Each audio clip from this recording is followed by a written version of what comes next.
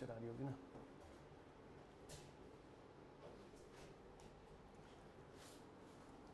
कहाँ गिरे? Hello hello, ठीक।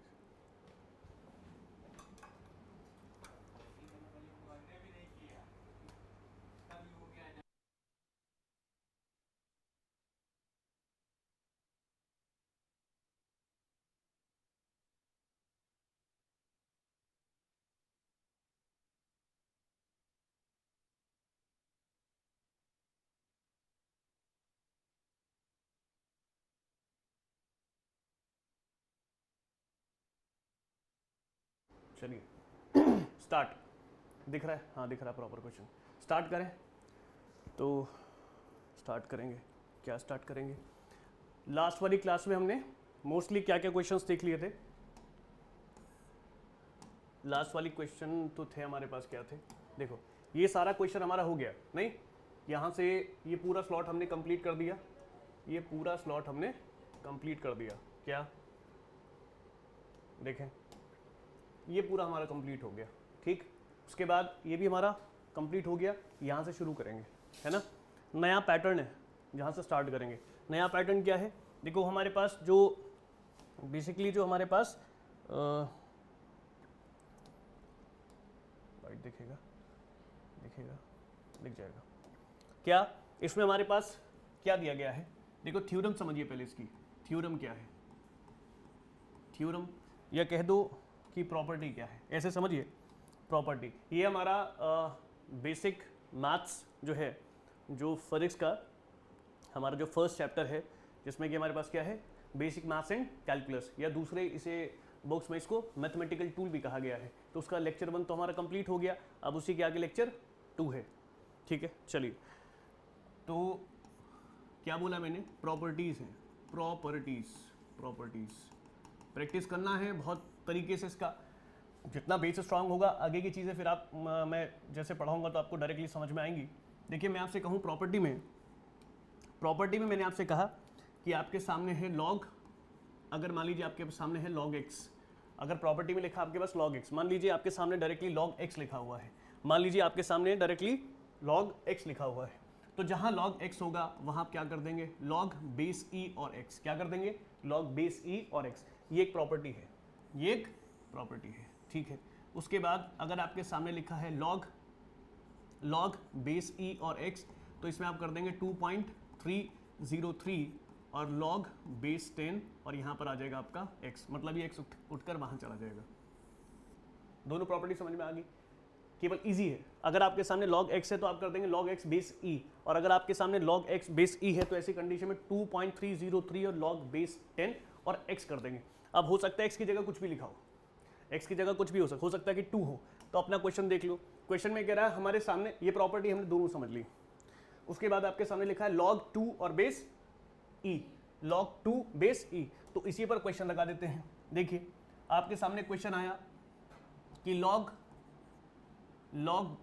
बेस e और ऊपर क्या है 2, तो ये हमारा क्वेश्चन है। प्रॉपर्टी को मैच करके देखो, प्रॉपर्टी कहती है कि log बेस e और x, तो ऐसा कंडीशन में ये वाली प्रॉपर्टी आ जाएगी।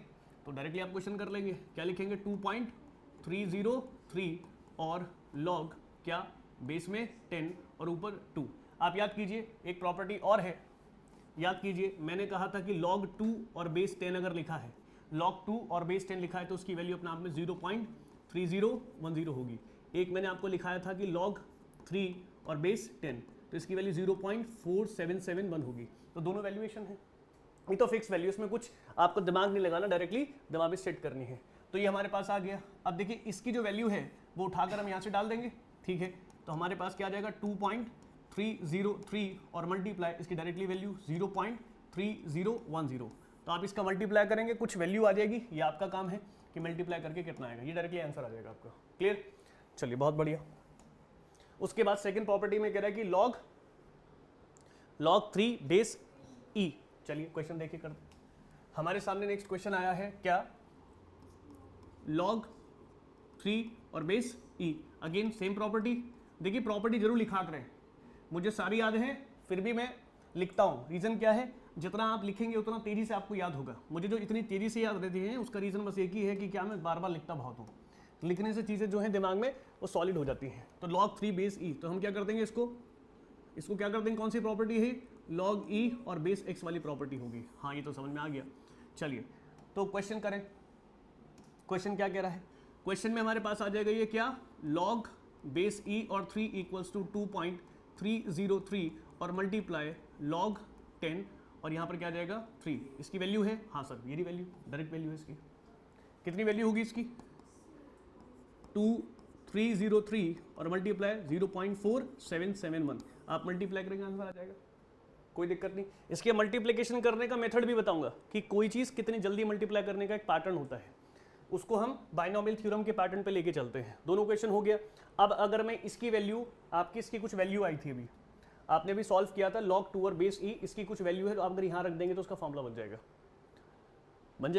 बिल्कुल बन जाएगा। बस आपको उठा के यहाँ वैल्यू रखनी है और आप नीचे आ जाएगा। ठीक, नेक्स्ट में क्या है, log 4 और बेस ई। चलिए तो हमारे सामने है log 4 और बेस ई, तो क्या लिख लेंगे, 2.303 मल्टीप्लाई log कितना 10 और log 4 बेस 10। अब बताओ इसका कोई वैल्यू होता है, नहीं सर इसका कोई वैल्यू नहीं है, लेकिन ये अपने आप में एक प्रॉपर्टी है। कैसे करके आप इसको ऐसे लिख सकते हैं, log बेस 10 2 की पावर 2, और मैंने कहा था ये प्रॉपर्टी होती है कैसी, log a और b की पावर c, है ना। और मैंने कहा था c सामने आ जाएगा, तो क्या लिखेंगे, c और log बेस में a और b आ गया, ये कुछ ऐसा है। तो आप मैच करके देखें क्या आ जाएगा यहाँ पर, 2.303 और मल्टीप्लाई 2 सामने आ गया, इसको करके देखिए आप क्या आ जाएगा, 2 सामने आ जाएगा, और क्या लिखेंगे, log बेस में 10 और 2, इसकी वैल्यू है, हाँ सर इसकी वैल्यू है, इसको लिखेंगे 2 मल्टीप्लाई और log बेस 10 और 2। आगे सुन में, हाँ आसान है, प्रॉपर्टी मैच कीजिए तुरंत समझ में आएगा। मैंने कहा log 4 बेस 10 2 की पावर 2 तो ये जो c का काम कर रहा है, ये c का काम कर रहा है, तो c सामने आ जाएगा और बाकी आपका log b बेस a सामने आ जाएगा। तो ये 2 सामने आया और फिर आपने लिखा log b और a, log b a, तो b a ये एज इट इज आ गया। तो मैंने भी ये किया है, बस ये सामने लिख दिया आपके। इसकी अपनी एक वैल्यू होती है, देखिए 2.303 मल्टीप्लाई, इसका मल्टीप्लाई डायरेक्टली कर दें, इसको करने के लिए कुछ नहीं करना, क्या करेंगे 6 मल्टीप्लाई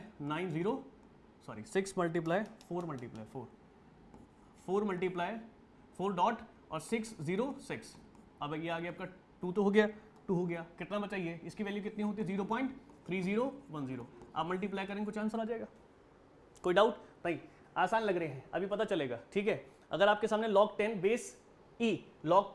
बेस ई, आपके सामने क्वेश्चन आ रहा है log 10 बेस ई, प्रॉपर्टी मैच कर रही है, तो ठीक है लिख लीजिए आप, क्या लिखेंगे 2.303 और मल्टीप्लाई log बेस में कितना 10, ऊपर में कितना है 10, ये कितना हो गया 1, ये तो प्रॉपर्टी होता है सर, ये क्या प्रॉपर्टी है, इसमें लिखेंगे ए तो भी 1 होता है और log 10 तो भी 1। मैंने कहा था अगर सेम होगा तो प्रॉपर्टी में इक्वल्स टू 1 हो जाएगा, तो सेम है कि नहीं, हाँ सेम है।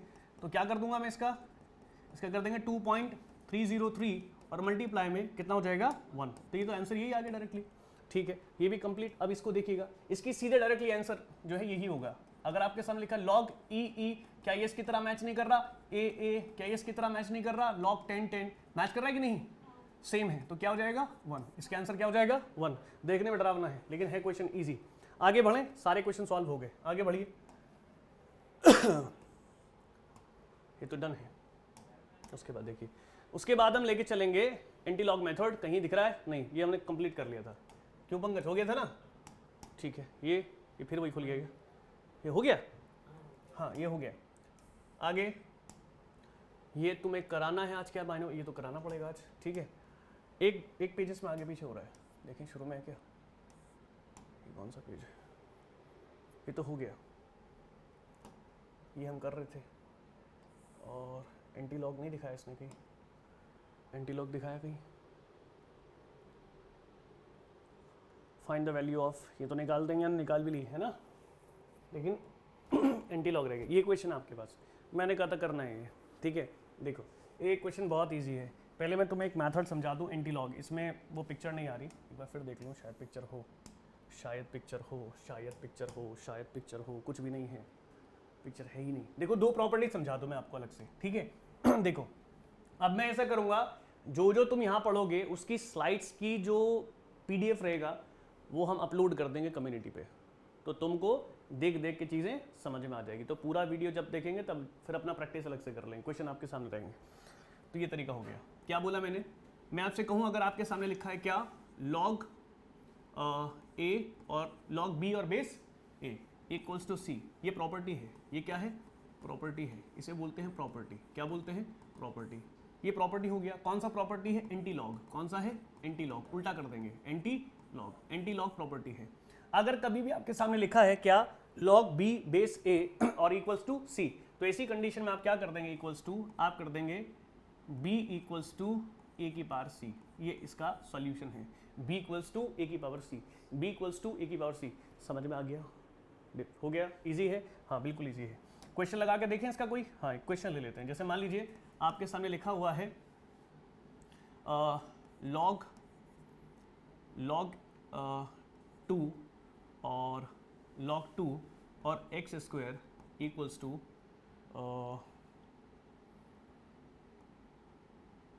2। सिंपल कर लेते हैं, ठीक है, सिंपल करा मैंने। अरे देखो, अरे क्वेश्चन दिख रहा है कि नहीं।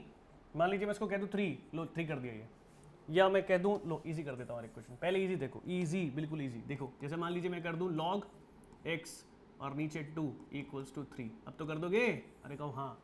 क्वेश्चन देखो, log x base 2 equals to 3, तो इसका सोल्यूशन क्या होना चाहिए, ये वाला। अब बताओ यहाँ पर b की जगह x आ रहा है, तो मैं क्या लिखूंगा, x इक्वल्स टू a की पावर c, a की पावर c, 2 की पावर 3, 2 की पावर 3। मैच कर रहा है ना प्रॉपर्टी, तो कितना हो जाएगा 8। अरे आसान है, तो ये तो बहुत आसान है, ये तो बहुत ही आसान है। देखने में लग रहा है डरावना टाइप में, है बहुत आसान, ठीक है। अच्छा मान लीजिए आपके सामने लिखा हुआ है कहीं log मान लीजिए क्वेश्चन बना के देख रहे हैं, बन गए तो ठीक है। मान लीजिए अब मैंने कहा कि log 2 और यहाँ लिखा x स्क्वायर माइनस के 4x और प्लस के 3 और इक्वल्स टू 0। वाह, बनाओ क्वेश्चन। ये क्या कर दिया सर, इतना बड़ा क्वेश्चन क्यों दे दिया। लो प्रॉपर्टी मैच कर रही है, मैच तो कर रही है वैसे, है ना। अरे कहो हाँ, अरे मैच कर रही है। अरे देखो log क्या, a बेस में और ऊपर b इक्वल्स टू c। अब कुछ भी लिखा हो तो क्या फर्क पड़ता है, यहाँ पर c की जगह कितना आ रहा है 0, और यहाँ पर a की जगह कितना आ रहा है 10, a की जगह 10 आ रहा है, a की जगह 10 आ रहा है, और b की जगह पूरी इक्वेशन आ जाएगी x स्क्वायर माइनस के 4x और प्लस के 3। तो क्या दिक्कत है, तो उसी फॉर्म में लिख दो। तो मैं क्या लिखूंगा इसको, x स्क्वायर माइनस के 4x और प्लस के 3 इक्वल्स टू कितना, 10 की पावर 0। अब किसी भी नंबर की पावर 0 हो, डजंट मैटर कि वो 10 है, डजंट मैटर कि वो 100 है, डजंट मैटर कि वो 1000 है, या डजंट मैटर वो कुछ कितना भी बड़ा, ऊपर अगर 0 लग गई तो इक्वल्स टू 1 हो जाएगा, ऊपर 0 लग गई तो इक्वल्स टू 1 हो जाएगा। तो ये क्या हो जाएगा 1, ये हो जाएगा 1। तो आप क्या लिखोगे, एक्स स्क्वायर माइनस के 4x और प्लस के 3 इक्वल्स टू 1, इक्वल्स टू 1। तो इसे सॉल्व कर लो, ये क्वाड्रेटिक इक्वेशन है। ये क्या है, क्वाड्रेटिक इक्वेशन है। मतलब कि क्वाड्रेटिक इक्वेशन में क्या है कि आपको x की 2 वैल्यूज निकल के आती हैं, x की 2 वैल्यू निकल के आएंगी। जरा सॉल्व करके देखो, एक्स स्क्वायर माइनस के 4x और प्लस के 3 इक्वल्स टू 1, ठीक है, इक्वल्स टू 1, ठीक। इसको यहाँ वो कर लो भाई, देखो इसे कर लो प्लस के 4, इसे कर लो प्लस के 4, इसे कर लो प्लस के 4 इक्वल्स टू 0, इसे कर लो प्लस के 4, इसे कर लो प्लस के 4 इक्वल्स टू 1। अब ठीक है, प्लस के 4 इक्वल्स टू 1 तब बैठेगी, नहीं तो इक्वेशन गलत हो जाएगी आपकी, क्योंकि इक्वेशन अभी भी बनाया मैंने और मुझे कोई याद तो है नहीं क्वेश्चन, तो बनाया मैंने, ठीक है। तो क्या लिखूंगा, एक्स स्क्वायर माइनस के 4x, इसे इधर ले आओ तो माइनस का हो जाएगा, plus 3 minus 1 equals to 0। Plus का है ना इधर, आगे माइनस हो जाएगा, इक्वल्स टू इधर आएगा तो माइनस हो जाएगा। एक्स स्क्वायर माइनस के 4x और ये क्या हो जाएगा प्लस 3, तो प्लस 3 हो जाएगा, क्योंकि 4 में से गया तो कितना हो गया 3 हो गया। अब आप क्या करोगे, 3 के एलसीएम लेना पड़ेगा, क्या 3 और 1, तो 3 और 1 इसके एलसीएम के फैक्टर आ गए। ये क्या आ गए, फैक्टर, ये क्या आ गए, फैक्टर। बोल बोल के ही नहीं पता चलता मैं बोल क्या रहा हूँ, बस ये पता होता है कि पढ़ा रहा हूँ, जबान क्या कह रही है, मुंह से क्या निकल रहा है, ठीक है। चलिए, तो क्या है, एक्स स्क्वायर माइनस के 4x प्लस 3 इक्वल्स टू 0। तो इस वाले नंबर का क्वाड्रेटिक इक्वेशन में कभी भी जो लास्ट में नंबर आता है उसका आपको एलसीएम करना पड़ता है। क्या करना पड़ता है? एलसीएम। तो एलसीएम करूंगा तो एलसीएम करके मेरे पास फैक्टर आ गए 3 और 1। अब मुझे 3 1 ऐसे एडजस्ट करना है कि 4 आ जाए लेकिन माइनस में।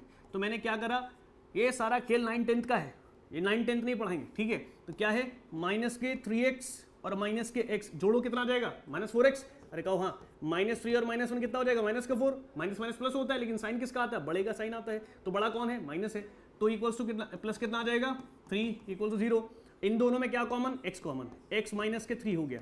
अरे इन दोनों में x कॉमन तो x बाहर आ गया तो x अंदर रह गया, ये 3 हो गया। माइनस के 1 कॉमन, x माइनस के 3 हो गया। अरे कहो हाँ, उसके बाद ये और ये कॉमन आ गए, x - 3 कॉमन आ गया, ये बचा क्या, x - 1 कितना हो गया 0। तो एक वैल्यू यहाँ से निकलेगी, x - 3 = 0। तो x कितना आ जाएगा 3। उसके बाद x - 1 = 0 तो x कितना आ जाएगा 1। तो दो फैक्टर आ गए।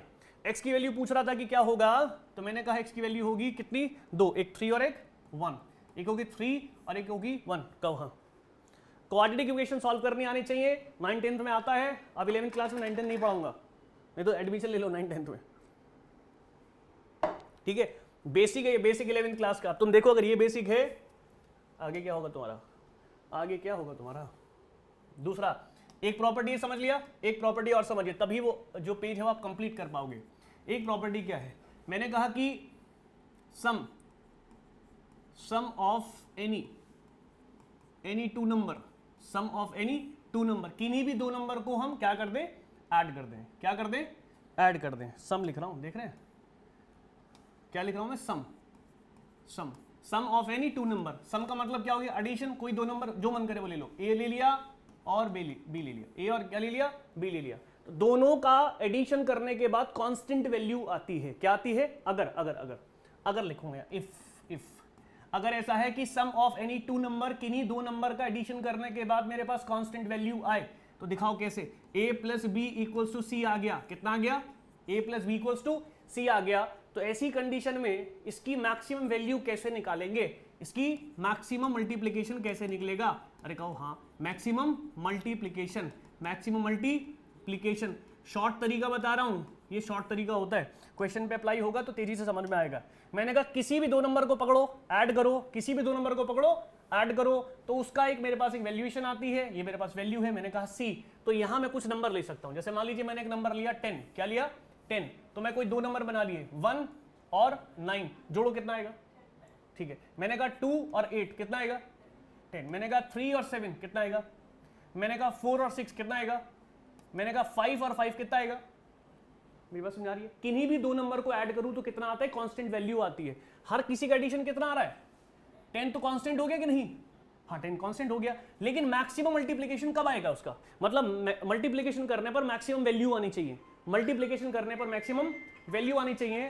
तो हमें क्या देखना है, अभी क्लास ले रहे हैं सर, क्लास लेके बाद में बात कर लेंगे। क्या है हमारे पास, क्या है कि क्या बोला मैंने, किन्हीं दो नंबर को ऐड करने के बाद एक कांस्टेंट वैल्यू आती है, कोई भी दो नंबर। अब मैं बिल्कुल भी उससे बाहर निकल रहा कि कांस्टेंट वैल्यू से बाहर निकल जाऊं, मैं कह दूं 6 + 7, ये तो ज्यादा हो जाएगा, 6 + 7 तो ज्यादा हो जाएगा, 13 हो जाएगा। तो मुझे ऐड कितना लाना है 10, ऐड कितना लाना है 10। तो मैंने ऐसे नंबर ले लिए। अब इसके अलावा कोई नंबर एडजस्ट नहीं हो सकता क्योंकि मैक्सिमम वैल्यू ही थी। उसने कहा मैक्सिमम वैल्यू किसमें, मल्टीप्लिकेशन में। तो ये तभी पॉसिबल होगा जब a = b होगा। अरे बोलो हाँ, a = अगर b होगा तभी निकलेगी क्या, मैक्सिमम वैल्यू, तभी निकलेगी मैक्सिमम वैल्यू किसकी, मल्टीप्लिकेशन की। अरे कहो हाँ, कैसे देखेगा, अगर इन दोनों की मल्टीप्लाई करूं तो कितना आएगा 9, इन दोनों की करूं तो कितना आएगा 16, इन दोनों की करूं तो कितना आएगा 21, इन दोनों की करूं तो कितना आएगा 24, इन दोनों की करूं तो कितना 25। बताओ सबसे बड़ा नंबर कौन सा, 25, वही तो कह रहा हूं। अगर ये नंबर इसके बराबर होगा तो मैक्सिमम मल्टीप्लिकेशन आएगी, अगर ये नंबर इसके इक्वल होगा तो मैक्सिमम वैल्यू आएगी। मैं तब से वही कह रहा हूं, मैंने कहा कि 10 है तो 10, मैंने कहा 5 + 5, तो ये अपने आप में क्या हो गया a, ये अपने आप में क्या हो गया b, और ये हो गया कांस्टेंट। तो मैंने आपसे कहा कि a + b = कितना हो गया c, a + b कितना हो गया c, a + b कितना हो गया c, कुछ भी, a + b = कितना हो गया c। तो यहां पर कितना हो गया 5, यहां पर कितना हो गया 5, ये कितना हो गया 10। अरे कहो हाँ, अब इसका मल्टीप्लाई करो, 5 × 5 कितना आ जाएगा 25। क्या इससे बड़ी वैल्यू आई इसमें, नहीं आई ना।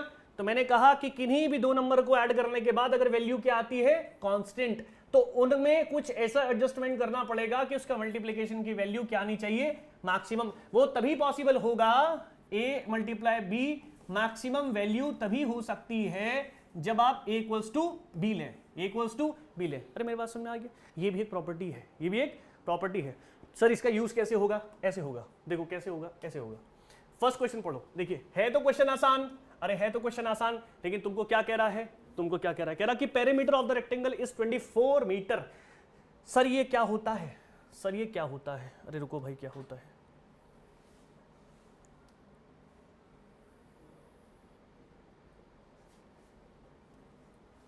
देखो क्या बोला मैंने कि perimeter of a rectangle is 24 metre, 24 metre. अरे दीवाने, ठीक है, क्या है? Perimeter of a particular rectangle is 24। मेरी बात समझना मैं क्या कह रहा हूं। एक मैंने पेरीमीटर लिया, एक मैंने पेरीमीटर लिया, पेरीमीटर लिया कितना? 24। एक मैंने पेरीमीटर लिया 24, लेकिन किसका? रेक्टेंगल का। किसका? रेक्टेंगल का। रेक्टेंगल कैसा होता है सर? ऐसा होता है। अरे ये तो स्क्वायर होता है, ये तो स्क्वायर होता है। तो ये क्या है? रेक्टेंगल। रेक्टेंगल की क्वालिटी क्या है? रेक्टेंगल की क्वालिटी क्या है? एक रेक्टेंगल ले लिया 24, कितना? 24। अच्छा एक बात है, तो मान लीजिए स्क्वायर ही ले लूं, इसने मेंशन नहीं कर रखा ना। चलिए, उसने बोला कि इट्स मैक्सिमम पॉसिबल एरिया, देखिए बोल दिया ना, क्या बोला इसने भी? मैक्सिमम। अरे बोला, क्या बोला? मैक्सिमम। क्या? Maximum possible area. Maximum possible area कैसे निकालोगे? मैक्सिमम कैसे निकालोगे? देखिए समझिए, मैंने कहा पेरीमीटर कितना आ रहा है? 24। पेरीमीटर आ रहा है 24, और किसी भी रेक्टेंगल के पेरीमीटर का फॉर्मूला क्या होता है? 2 इंटू ए प्लस बी। कितना? 2 into A plus B, 2 into A plus B. अब मुझे बताओ ये कितना है? 24, और ये कितना है? 2, और ये मल्टीप्लाई किया ए प्लस बी, इसको यहां ले जाऊं तो 24/2, तो कट जाएगा, कितना आ गया? 12। तो 12 इक्वल्स टू कितना आ जाएगा? ए प्लस बी। अब मुझे बताओ इसकी मैक्सिमम वैल्यू कैसे निकालूं? अरे 12 को ऐसे तोड़ो जो सेम नंबर आए, कितना आएगा? 6 और 6 अभी कराया था ना। तो 12 को मैं ऐसे तोड़ूं कि नंबर क्या आ जाए? बराबर। तो ये 6 आएगा और ये 6 आएगा, तो ये ए होगा, ये बी होगा। तो मैं कहूं 6 + 6 कितना होता है? 12। ये तो वैल्यू फिक्स हो गई, मतलब ए प्लस बी करने पर कांस्टेंट वैल्यू आ रही है कि नहीं? तो इनका मल्टीप्लीकेशन 6 × 6 कितना आएगा? 36 मीटर स्क्वायर। अरे बोलो हाँ। अरे मैक्सिमम ही तो पूछ रहा था, आया आंसर कैसे आएगा? तो इसमें 36 है कहीं? अरे क्या कर दिया ये? अरे 36 लिखना था यहाँ पे। क्या लिखना था? 36। क्या लिखना था? 36। क्या आ जाएगा? 36 आ जाएगा। लिखो भाई, लिखो 36, लिखो 36 मीटर स्क्वायर। आगे answer, the answer is 36 metre square. समझ में आ गई दोनों प्रॉपर्टी? बहुत बढ़िया। नेक्स्ट क्वेश्चन देखिए, ये हमारा डन हो गया जी। नेक्स्ट क्वेश्चन क्या कह रहा है? नेक्स्ट क्वेश्चन कह रहा है कि इसे थोड़ा तरीके से समझना। ये कह रहा है, क्या बोल रहा है? अ मास m, this one is the m, a mass m। ये क्या है? m। एक मास है m नाम से। किस नाम से? m नाम से। Is divided into masses m1 और m2। सर ये क्वेश्चन है, प्रॉपर्टी ही लगेगी। देखिए क्वेश्चन पढ़ के देखिए। उसने कहा कि कोई एक मास है क्या? m। कोई एक मास है m। यहां देख लेते हैं, थोड़ा समझने की कोशिश कीजिएगा। मैंने कहा एक मास है m, और m किस में बढ़ रहा है? m1 और m2 में। क्या ये a और b नहीं हो सकते? क्या ये c नहीं हो सकता? हो सकता है। तो मैं कहूं a + b = c आ जाएगा। हाँ, लेकिन कब? अगर इसकी मैक्सिमम वैल्यू चाहिए तो a × b = कितना आना चाहिए? मैक्सिमम। कितना आना चाहिए? Maximum value. वो तभी होगा ना जब a = b होगा। अरे कहो हाँ, प्रॉपर्टी तो यही थी। अब थोड़ा इसी की तरफ अपना दिमाग रखना है, क्योंकि क्वेश्चन ऐसे ही आपको सॉल्व करना है। ये फिजिक्स आ गई आपकी किस प्रॉपर्टी में? इस कांस्टेंट प्रॉपर्टी में फिजिक्स उतर गई है। तो देखिए ऐसे आपके क्वेश्चन उलझ जाएंगे अगर आपने प्रॉपर्टी नहीं समझी तो। इसलिए जरूरी है सारी चीजें। एक मास है, अ मास, एक मास m is divided into masses m1 और m2। ये कर दिया? अरे बोलो हाँ, हो गया ना? m1 और m2, और मेनली क्या है? Mass m capital. ठीक है।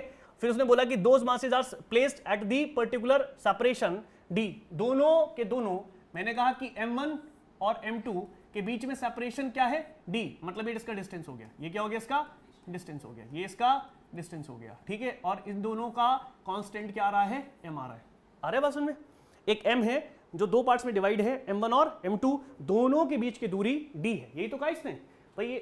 ये हो गया, और ये दोनों बात हो गई। और separation, particular separation, this called the d। Comma है यहाँ पर, क्या है D। Then the value of force attraction between the masses, क्या होगी इन दोनों के बीच में, कह रहा कि the value of force, the value of force, कह रहा कि value of force of attraction between the masses, formula होता है F equals to G m1 m2 upon r square, लेकिन यहाँ पर लिखा है, यहाँ के लिखा है r स्क्वायर, तो इसको मैच कर लेंगे, कोई दिक्कत नहीं। देखिए समझिए, फोर्स ऑफ अट्रैक्शन, देखिए जब मास m1 होगा कोई और एक मास होगा m2 होगा कोई, इन दोनों के बीच में अगर आपको अट्रैक्शन फोर्स लगानी है, क्या लगानी है, अट्रैक्शन फोर्स लगानी है। अगर इन दोनों के बीच में आपको अट्रैक्शन फोर्स लगानी है, हेलो पढ़ा रहे हैं,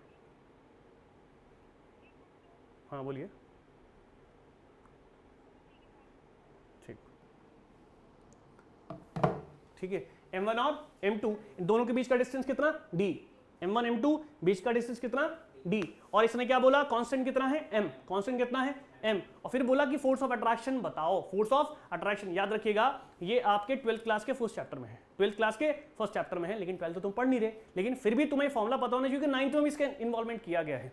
एक मास है m, एक मास है m, m1 और m2, अगर ये दोनों मासेस हैं जैसे ये, तो ये भी एक वजन है, ये भी एक वजन है, ये भी एक मास है, ये भी एक मास है, इन दोनों मास में आपस में अट्रैक्शन होगी, क्योंकि ग्रेविटेशनल फोर्स की वजह से। किसकी वजह से, ग्रेविटेशनल फोर्स, जिसका मास ज्यादा होगा जिसका मास कम होगा, कम मास वाला ज्यादा मास वाले की तरफ चला जाएगा, कम मास वाला ज्यादा मास वाले, जैसे अर्थ के चारों तरफ में हम हैं और हमारी मास बहुत कम है अर्थ के रिस्पेक्ट में, मान लीजिए अर्थ का मास है, मान लीजिए आप x और हमारा है माइनस में कुछ, तो हमारा मास इतना कम है कि वो अर्थ अब हमारे को अपनी तरफ एट्रैक्ट कर रखी है, इस वजह से हम अर्थ के चारों तरफ में और गिरते नहीं हैं। लोग सोचते हैं कि यूनिवर्स में हम घूम रहे हैं, अर्थ गोले के ऊपर है, गिरते तो है नहीं, क्योंकि अर्थ छोटे मास को पकड़ के रखती है because of the gravitational force, because of the gravitational force. बात समझ में आ गया? तो यहाँ इसको कुछ इसी तरीके से फॉलो करना है। मैंने कहा अट्रैक्शन फोर्स क्या होता है, F अट्रैक्शन फोर्स होता है इक्वल्स टू G और m1 और m2 अपॉन r स्क्वायर, ये नॉर्मली फॉर्मूला होता है।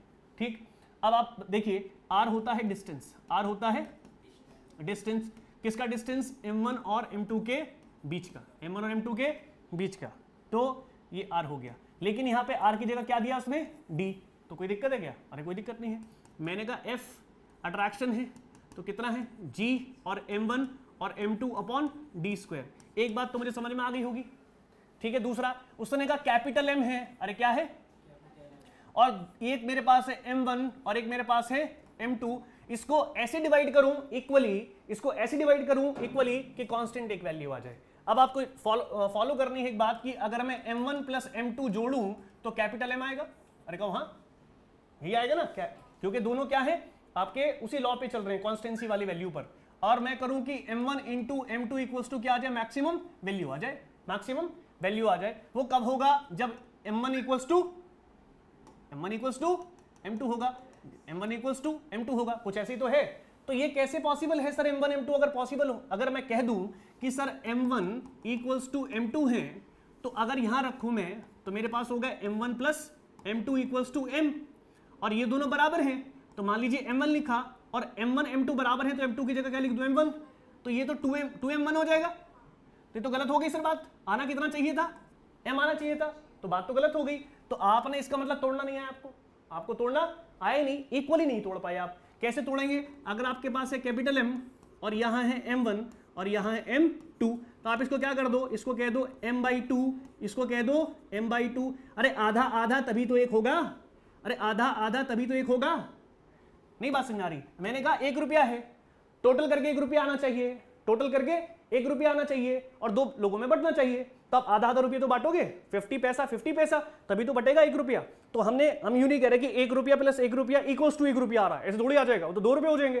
तो मैं वही बोल रहा हूं कि आप क्या पकड़ेंगे, m1 और m2, तो m1 की जगह कितना आ जाएगा, m1 इक्वल्स टू m/2 और m2 इक्वल्स टू m/2। अरे तभी तो आएगा कैपिटल M, है ना, तभी तो आएगा कैपिटल M। सर करके बताओ, अरे हो जाएगा m1 प्लस m2 आना चाहिए m, यही तो आना चाहिए, तभी तो इक्वली डिवीजन होगा।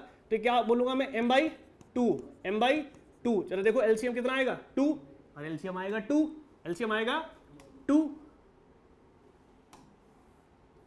एलसीएम आएगा 2, तो ये हो जाएगा m प्लस m कितना, 2m अपॉन 2, 2 से 2 उड़ गया, कितना आ गया, अरे यही तो चाहिए था, यही तो चाहिए था, तो रख लो वैल्यू, इसमें क्या दिक्कत है। अब इसको पकड़िए, मेरे पास m1 कितना है, m/2 और m2 कितना है, m/2, तो रख के देखो जरा, मैक्सिमम वैल्यू तो निकालनी पड़ेगी ना इसकी, क्योंकि m मल्टीप्लाई m2 हो रहा है, m मल्टीप्लाई m2 ये मल्टीप्लाई है, तो g तो वैल्यू क्या है, कांस्टेंट।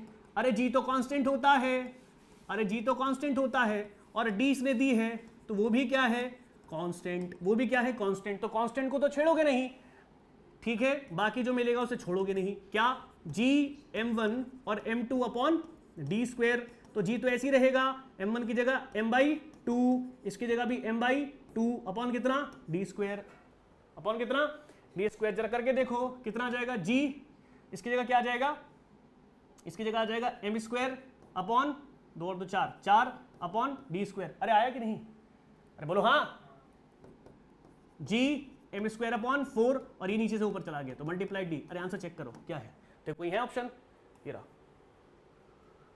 मिला कि नहीं, हाँ मिल गया, यही है क्या, ये रहा, देखो ये आ रहा था हमारा answer, G M square upon 4d, G M square, ये आ गया ऑप्शन, ठीक।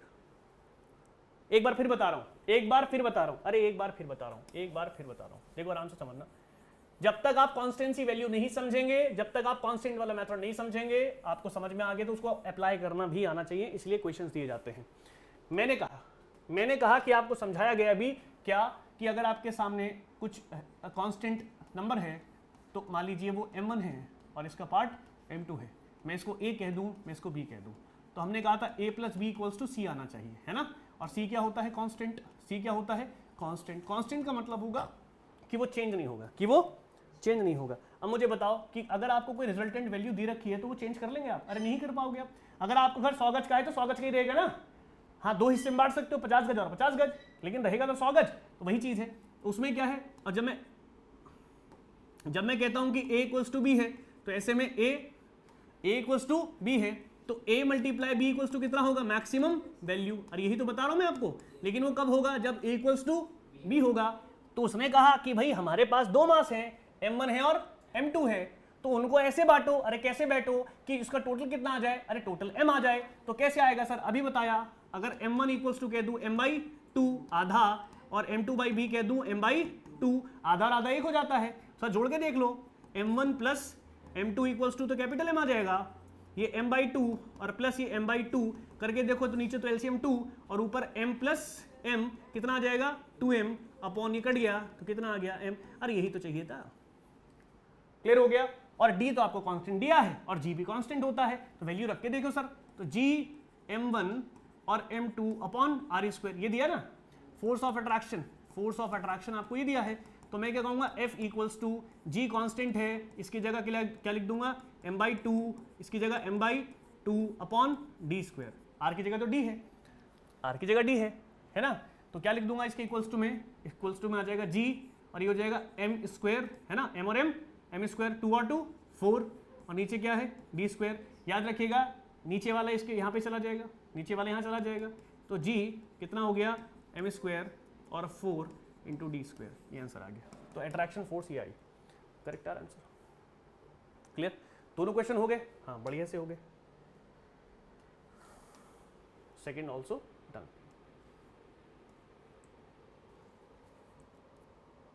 सेकंड भी डन, ये हो गया हमारे पास, ठीक है। तो ऑप्शन क्या है इसका, सी। नेक्स्ट क्वेश्चन देखिएगा, कह रहा 101 टनिंग फोक। अब ये तो एपीजीपी का क्वेश्चन है, बिल्कुल नया क्वेश्चन, मुझे इसका बेस समझाना पड़ेगा। एपीजीपी का क्वेश्चन, कौन सा क्वेश्चन, एपीजीपी का, तो समझ लो, थोड़ा समझ लो भैया, भरी पड़ी है फिजिक्स में ऐसे क्वेश्चन, भरे पड़े हैं क्वेश्चन। देखो कैसे, मैंने क्या कहा, मैंने कहा कि आपके सामने चल रही है एपी और जीपी सीरीज, एपी और जीपी सीरीज। सर ये क्या बला है, अर्थमेटिक और ज्योमेट्रिक, अर्थमेटिक और geometric, arithmetic progression, geometric progression. तो ये प्रोग्रेशन है। अगर एपी चलेगी तो हम कैसे समझेंगे, जीपी चलेगी तो हम कैसे समझेंगे। एपी का मतलब एडिशन से है, जीपी का मतलब मल्टीप्लिकेशन से है, या कह दो मल्टीप्लिकेशन है कह के डिवाइड से है। किससे है, डिवाइड से है। एपी का मतलब ऐड से है, जीपी का मतलब डिवाइड से है। मेरी बात समझने में क्या कह रहा हूँ, देखो जैसे मान लीजिए अगर आपके सामने मैंने कहा कि एपी है, क्या समझ रहे हैं हम, एपी समझ रहे हैं। जरा देखना, 1 3 5 7 9 और ये में बढ़ता चला गया, 1 3 5 7 9 में बढ़ता चला गया। जब मैं कंटिन्यूसली बढ़ा तो मैंने देखा अब देखिएगा, एक में क्या जोड़ा जो 3 आ गया, +2, 3 में क्या जोड़ा जो 5 आ गया, +2, 5 में क्या जोड़ा जो 7 आ गया, +2, 7 में क्या जोड़ा जो 9 आ गया, +2। अरे कहो हाँ, तो यहाँ क्या हो रहा है, ऐड हो रहा है, यहाँ क्या हो रहा है, ऐड।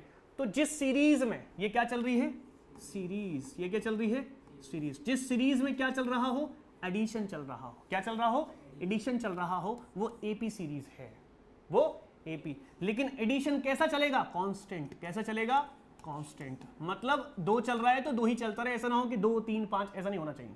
2 है तो 2 ही है, तो +2 क्या है, कांस्टेंट है, +2 क्या है, कांस्टेंट है। बहुत बढ़िया। एक और समझ लीजिए, मैंने कहा 100, 99, 98, 97, और कॉमा चलाते रहिए।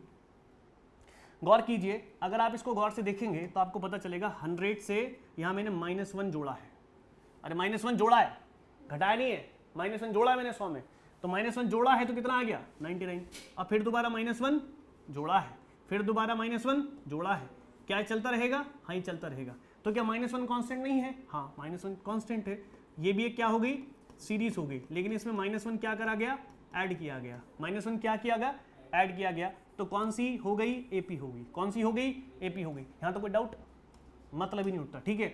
अब देखिएगा, क्या यहां नंबर बढ़ रहे हैं कि घट रहे हैं, इस वाली सीरीज में नंबर बढ़ रहे हैं कि घट रहे हैं, बढ़ रहे हैं, तो इसे बोलते हैं इंक्रीजिंग, क्या बोलते हैं, इंक्रीजिंग, क्या, एपी, इंक्रीजिंग एपी। ध्यान रखना इस बात का, ये 1 से ज्यादा होता जा रहा है और ये 100 से 99 ये घट रहा है, तो इसे बोलेंगे डिक्रीजिंग एपी, इसे बोलेंगे डिक्रीजिंग एपी, इसे बोलेंगे डिक्रीजिंग एपी। तो एक क्या है आपके पास, इंक्रीजिंग एपी, और एक है डिक्रीजिंग एपी। यहां तक कोई डाउट नहीं, कोई मतलब नहीं है, कोई मतलब कोई दिक्कत ही नहीं है। उसके बाद आपसे मैं कहूं कि यहां जो 1 है, यहां जो 1 है, यहां जो 1 है, ये जो 1 होगा, इसे उठाओ, इधर ले आओ, इसे ए कहोगे, इसे क्या कहोगे, ए कहोगे। ए होती है फर्स्ट टर्म, क्या होती है, फर्स्ट टर्म, पहली टर्म ये है। इसी तरीके से इसकी भी ये क्या है, फर्स्ट टर्म, फर्स्ट टर्म हो गई, तो फर्स्ट टर्म इसे क्या बोल दूंगा, ए, क्या बोल दूंगा, ए। अरे बात समझ आ रही है, हाँ समझ में आ रही है। अरे दोनों के बीच में कितनी वैल्यू का आ रहा है, अच्छा ये क्या हो गया, देखिए माइनस कैसे करेंगे आप, या फिर कहो कि आपके पास एक तो ए निकालना है, एक आपको निकालना है कॉमन डिफरेंस, क्या निकालना है, कॉमन डिफरेंस। तो भाई ए इक्वल्स टू क्या हो गया, फर्स्ट टर्म, पहली टर्म हो गई है ना, क्या हो गई, फर्स्ट टर्म। तो ये तो फर्स्ट टर्म हो गई, तो दोनों में अलग अलग है, एक में 1 दी है और एक में 100, एक में 1 दी है और एक में 100। क्या बात समझ में आ गई, हाँ आ गई। एक निकलता है कॉमन डिफरेंस, एक निकलता है कॉमन डिफरेंस। अच्छा जी, कॉमन डिफरेंस का क्या मतलब है, कॉमन डिफरेंस को आप डी से डिनोट करेंगे, किससे, डी से। ये क्या होगा, अरे T2 माइनस T1 क्या निकलेगा, या फिर कह दोगे T3 माइनस T2, या कह दोगे आप T4 माइनस T3। अरे बात समझ में आ रही है, 2 से 1, 3 से 2, 4 से, देखो कैसे, ये वाली टर्म को बोल दो आप T2, क्या बोल दो, इसे बोल दो T1। जरा देखना, T2 माइनस T1 कितना आ रहा है, अरे 2 आ रहा है। अरे T2 से T1 घटाओ ना, तो कितना आ रहा है, 2। ऐसे दोबारा देखो, ये कौन सी टर्म है, T3, ये कौन सी है, T4, ये कौन सी है, T5। तो पिछली से अगली, पिछली से अगली, पिछली से अगली, तो क्या बोलोगे, T3 से T2 हटाओ, देखो, अरे T2 कितनी है, 3 है, और T1 कितनी है, 1 है, तो कितना आएगा, 2। T3 कितनी है, 5, T3 कितनी है, 5, और T2 कितनी है, 3, कितना आएगा, अरे 2 आएगा। अरे कॉमन डिफरेंस बराबर आ रहा है कि नहीं, अरे यही तो करना होता है। कॉमन डिफरेंस हमेशा क्या आता है, कांस्टेंट, क्या आता है, कांस्टेंट या इक्विलिब्रियम, ठीक है। आ रहा बात समझ में। तो यहां पर D कितना आ गया, मैं कह दूं T2 माइनस T1, या कह दूं T3 माइनस T2, या कह दूं T4 माइनस T3, या कह दूं T5 माइनस T4, मतलब अगली से पिछली, अगली से पिछली, अगली से पिछली, अगली से पिछली। अरे बात समझ में आ गया, बहुत बढ़िया। अगर मैं कहूं इस वाली की बात करें, तो इसमें देखिएगा जरा, T2 माइनस T1 जरा निकालो, ये कितना है, 99, माइनस कितना, 100, अरे कितना हो गया, अरे -1, अरे वही आ रहा है। अगली को देखो, ये कौन हो गया, T1, ये कौन हो गया, T2, ये कौन हो गया, T3, ये कौन हो गया, T4। जरा बताओ जल्दी, T2 माइनस T1 कितना आया, -1। तो उसी तरीके से T3 माइनस T2, T3 कहाँ है, ये रहा, तो 98 माइनस 99 तो कितना आ जाएगा, -1। अरे तो बराबर आ रहा है सर, तो इसे बोलते हैं कॉमन डिफरेंस, जिसको हम डी से डिनोट करते हैं। कितना आ रहा है? -1। कितना आ रहा है? -1। और इसमें कितना आ रहा है? 2। कैसा 2? +2। इसमें +2 आ रहा है। अरे देखो +2 आ रहा है। आगे बात सुनिए, यहां पर फॉर्मूला दिमाग में सेट करना है दो चीजों का। एक हमारे पास होती है फर्स्ट टर्म, दूसरी होती है कॉमन डिफरेंस। और पता कैसे करोगे? कॉमन डिफरेंस बराबर आना चाहिए, कॉमन डिफरेंस बराबर आना चाहिए। और एपी में क्या चलता है? एडिशन। चलिए नेक्स्ट पेज पे देखिए क्या कहना चाह रहा हूं मैं आपसे। जब आप एपी की बात करेंगे तो एपी में एडिशन होता है। क्या होता है? एडिशन। अब वो एडिशन कैसे भी हो सकता है, या तो प्लस वाले नंबर पर या माइनस वाले नंबर पर, या प्लस वाले नंबर पर या माइनस वाले नंबर पर। जैसे कि हमारे पास एक निकल के आ रहा था +2 और एक निकल के आ रहा था -1। अरे बात समझो, आ रहा था ना? ठीक है, तो इसमें जो ए होता है वो फर्स्ट टर्म होती है। क्या होती है? फर्स्ट टर्म होती है। ए होती है फर्स्ट टर्म होती है। और उसके बाद जो डी होता है वो T2 - T1 होता है, या मैं कह दूं T3 - T2 होता है। तो ये क्या होगा? Common difference. क्या होगा? Common difference. इतना पता करने के बाद आपको मैक्सिमम चीजें पता चल गई। फॉर्मूला देखिए, इसके फॉर्मूलाज क्या है? इसके अपने फॉर्मूलाज हैं, इसके अपने फॉर्मूलाज हैं। किसके? एपी के। किसके? एपी के। जरा देखो कैसे। अगर मैं आपसे कहूं आपको टी टर्म निकालनी है, क्या निकालनी है? टी टर्म निकालनी है। टी टर्म कैसे निकालोगे? a + n - 1 into D. a + n - 1 into D, ये फॉर्मूला है, सेट कर लो दिमाग में। Tn = a + n - 1 into D. n क्या है? Number of term. n क्या है? Number of term. Number of term. वो आपसे बोलेगा कि कौन सी नंबर की टर्म आपसे कह रहा है। जैसे उस पर लिखा था क्वेश्चन पे 101 टनिंग फोक, तो 101 था उसमें। एक और इसे बोलते हैं n टर्म के लिए, और ये सम के लिए है। किसके लिए है? सम के लिए। तो सम के लिखेंगे Sn = n/2 ब्रैकेट में 2a + k n - 1 into D. याद आ रहा है? कुछ याद आ रहा होगा। ठीक है, बहुत बढ़िया। कॉन्फिडेंस बिल्ड होगा सर, कॉन्फिडेंस बिल्ड होगा। कैसे? ऐसे देखो क्वेश्चन देखो अब। अरे कहाँ गए क्वेश्चन? अरे कहाँ गए क्वेश्चन? देखो क्वेश्चन को देखो। क्वेश्चन क्या कह रहा है? क्वेश्चन कह रहा है कि मेरे पास कितनी है? 100 टनिंग फोक है। कितनी है? 100 टनिंग फोक है। Arrange in the increasing order. आया बात सुनना? मतलब increase plus plus plus plus plus increasing order. Increasing order में है। किस में है? इंक्रीजिंग ऑर्डर में। 101 टनिंग फोक है, तो मेरे पास 101 तो टनिंग फोक हो गया। गंदा पेन चल रहा है ये वाला, तो इस पे 101 टनिंग फोक हो गया। किस ऑर्डर में? इंक्रीजिंग ऑर्डर में है। Of the frequency. Of the frequency. Tuning fork कैसी होती है? ऐसी होती है, ऐसी। ये टनिंग फोक है, ये टनिंग फोक है, ये टनिंग फोक है। इसको आपस में टकरा दीजिए तो आवाज निकलेगी फ्रीक्वेंसी से। घंटे की आवाज होती है। घंटे को भी ऐसी करते हैं, बीच में उसके नॉब होता है या नोड होता है और उसकी शेप होती है। तो उसको अगर ऐसे बजाओगे तो उसमें जो साउंड निकल रहा है वो फ्रीक्वेंसी है। वो क्या है? फ्रीक्वेंसी है। फ्रीक्वेंसी निकलती है। कह रहा है कि increasing order of the frequency, difference between of 2 successive tuning fork is 3 hertz. कितना? 3 हर्ट्ज की डिफरेंस आ रहा है। 3 हर्ट्ज का डिफरेंस आ रहा है। मतलब समझ में आया? अरे कॉमन डिफरेंस कह रहा है ना। क्या कह रहा है? Common difference. सही है। चलिए, कह रहा है कि if the frequency of last tuning fork, if the frequency of last tuning fork कितनी है? If the frequency of last tuning fork double than first. तो उसने कहा कि क्वेश्चन फर्स्ट का है ये। कह रहा है कि frequency of last tuning fork double than first. मतलब कि समझ आ गया ना? तो एक डबल है और एक सिंगल है, या एक है उसकी आधी, ऐसे भी कह सकते हैं। एक है उसकी आधी है, या एक डबल है और उसकी एक है। मान लीजिए एक 2n, अगर 2n होगी तो दूसरी n होगी, अगर एक n होगी तो एक n/2 होगी। अरे आधा तो यही हो गया ना? कहो हाँ? अरे कहो हाँ। ठीक है, आगे बात सुन में। चलिए बात समझिए। उसके बाद कह रहा the frequency of the last tuning fork will be. कह रहा कि लास्ट फ्रीक्वेंसी टनिंग फोक की क्या होगी, मतलब लास्ट टनिंग फोक की फ्रीक्वेंसी क्या होगी। पहले से हम क्वेश्चन में तब्दील कर लेते हैं। अरे हम इसको क्वेश्चन में तब्दील करेंगे अब। ठीक है, देखिए मेरे पास क्या है। मैंने कहा 101 टनिंग फोक, 101 टनिंग फोक है, टनिंग फोक है। एक तो ये हो गया 101 टनिंग फोक, और दूसरा 2 टनिंग फोक के बीच का कॉमन डिफरेंस। 2 टनिंग फोक के बीच का, एक टनिंग फोक ये है और एक टनिंग फोक ये है, इन दोनों के बीच का डिफरेंस, कॉमन डिफरेंस कितना आ रहा है? 3 हर्ट्ज। कितना? 3 हर्ट्ज। मतलब डी आ गया, डी आ गया ना? ठीक है। और एक तरीके से इसने आपको एन दे दिया, कितना? 101 काउंट दे दिया ना कि 101 टनिंग फोक, मतलब 101 है, मतलब एन दे दी कि नंबर ऑफ टनिंग फोक कितनी है। 2 चीजें आ गई। फिर उसने कहा कि जो पहली टनिंग फोक और लास्ट टनिंग फोक, तो ये तो फर्स्ट टनिंग फोक हो गई और ये लास्ट हो गई और ये लास्ट हो गई। तो उसने कहा, क्या बोला उसने कह रहा है कि यहां से ना, यहां से कह रहा if the frequency of last turning fork double than first, तो दूसरे की क्या है, डबल है, और पहले की क्या है, सिंगल है। दूसरे की क्या है, डबल है, पहले की क्या है, सिंगल है। फ्रीक्वेंसी को हम कैसे दिखाते हैं, फ्रीक्वेंसी अगर आपके सामने है, फ्रीक्वेंसी अगर आपके सामने, उसे म्यू कहते हैं। क्या बोलते हैं, म्यू। तो अगर ये म्यू है तो ये 2 म्यू है, अगर ये म्यू है तो वो 2 म्यू है।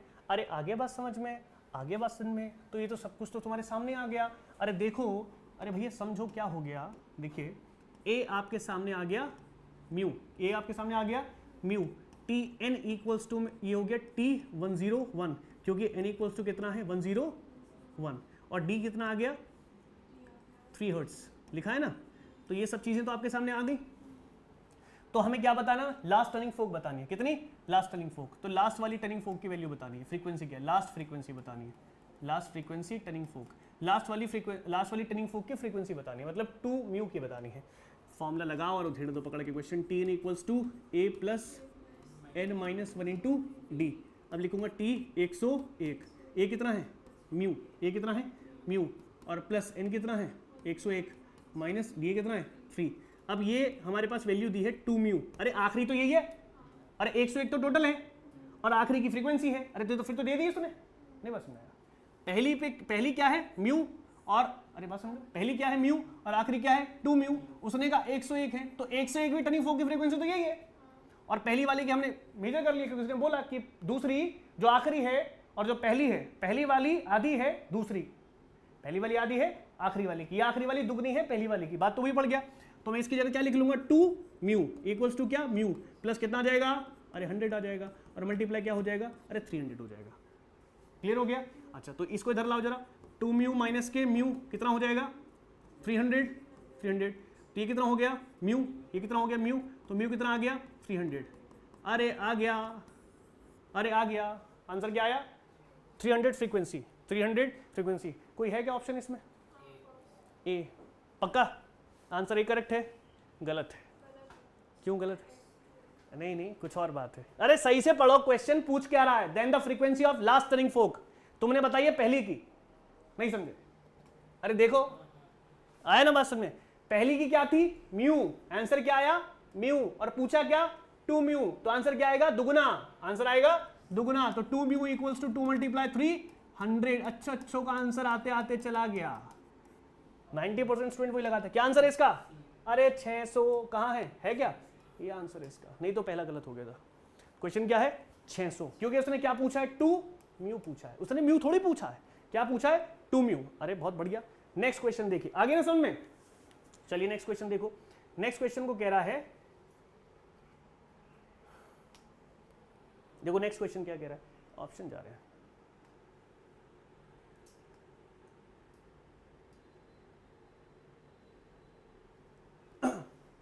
कोई नहीं, जो आंसर आएगा फिर वही होगा ऑप्शन में, ठीक है। ऑप्शन क्या कह रहा है कि infinite masses are placed on the axis. Physics का क्वेश्चन है, फिजिक्स का क्वेश्चन है। तुम्हें अगर ये लॉ पता है जो मैंने पढ़ा है तो तुम इसे उड़ा दोगे एक बार में। देखो अभी ऐसा सा क्वेश्चन ऊपर आया था, ऐसा सा क्वेश्चन है, ठीक है, क्योंकि इसमें भी क्या बता रहा था फोर्स के बारे में, इसमें भी क्या बता रखा है फोर्स के बारे में। देखिए क्या कह रहा है, फोर्स लिखा है कि नहीं, फोर्स लिखा है ना फोर्स। चलिए तो देखिए क्या कह रहा है। मैं क्या करता हूँ, इस क्वेश्चन को बीच में ले आता हूँ।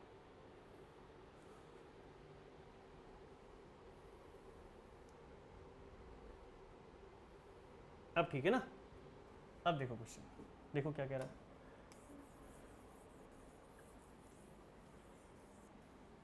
देखो क्वेश्चन क्या कह रहा है, कह रहा है कि क्वेश्चन इनफाइनाइट मासेस, पता ही नहीं कितने हैं, मास बहुत सारे हैं। इनफाइनाइट मासेस मतलब मास बहुत सारे हैं,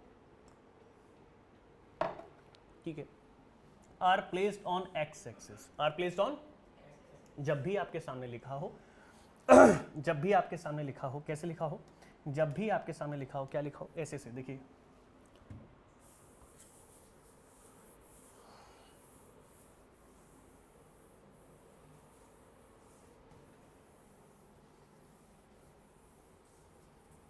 देखो, जब भी आपके सामने लिखा है,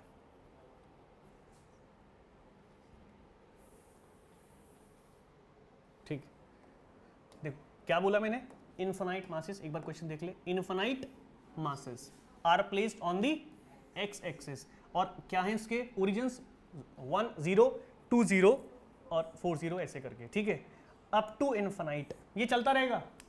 एक्स एक्सिस बना के एक लाइन खींच के उस पर लगातार मासेस रखते जाओ रखते जाओ रखते जाओ, और मास की वैल्यू कितनी है 1 किलोग्राम, कितनी है 1 किलोग्राम, 1 किलोग्राम को लगते जाओ रखते जाओ रखते जाओ रखते जाओ। लेकिन उसने एक एक्सिस बना के दिया, क्या बना के दिया, एक्सिस। मेरी बात समझिए, देखो मैं इसको समझाता हूं पहले क्वेश्चन। देखो मान लीजिए ये इस तरीके से, ये चलता है एक्स एक्सिस, ये चलता है एक्स एक्सिस,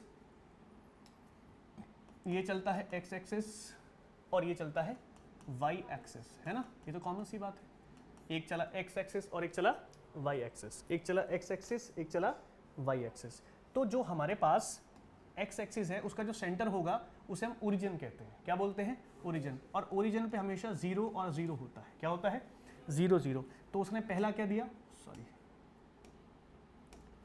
उसने पहला क्या दिया, पहला क्या दिया उसने, पहला दिया उसने 1 0। क्या दिया है, इसको यहाँ लिख देता हूँ मैं, वाइट है, ये है आपके पास, मान लीजिए 1 0 और 2 0 है ना, 1 0 और 2 0।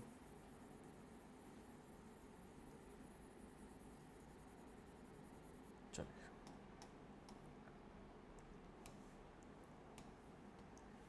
क्या है 1 0 और 2 0 ऐसे ही है, और आगे क्या है 4 0 ऐसे ही है, और मासेस क्या दिया आपको 1 किलोग्राम। अब क्लियर है।